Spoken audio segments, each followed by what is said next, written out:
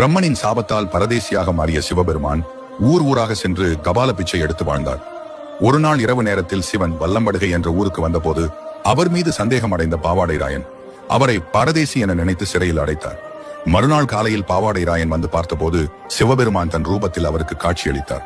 அதை கண்ட பாவாடைராயன் கதறி அழுது தன் தவறுக்கு மன்னிப்பு கேட்டார்.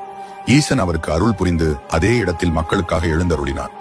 இன்றும் வல்லம்படுகையில் பரதேசி அப்பர் எனும் பெயருடன் சிவபெருமான் காட்சியளிக்கிறார். அவரின் காவலாக பாவாடைராயன் எழுந்தருளியுள்ளார். இந்த கோவிலில் உள்ள சிவபெருமானை வணங்குபவர்களின் வாழ்க்கையில் வறுமை என்பதே இருக்காது என்னும் பழக்கமும் உள்ளது. சுமார் 300 ஆண்டுகளுக்கு முன்பு இவ்வழியாக ரயில் பாதை அமைக்க ஆங்கிலேயர்கள் கோயில் கருவறையை இடிக்க முயன்றனர்.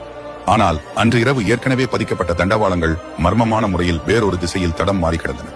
இது மீண்டும் மீண்டும் நடந்தது. ஆனாலும் ஆங்கிலேயர்கள் பணியை நிறுத்தவில்லை. அப்போது திடீரென பணியில் இருந்த ஒரு முக்கியமான பொறியாளருக்கு கண் பார்வை போனது. அதனால் பயந்து போன ஆங்கிலேயர்கள் பாதை மாற்றி தண்டவாளத்தை பதித்தனர். மேலும் தவறுக்கு பரிகாரமாக கோவிலில் ஒரு குதிரை சிலையையும் நிறுவினர். இதை பற்றி உங்கள் கருத்தை கமெண்டில் கூறவும்.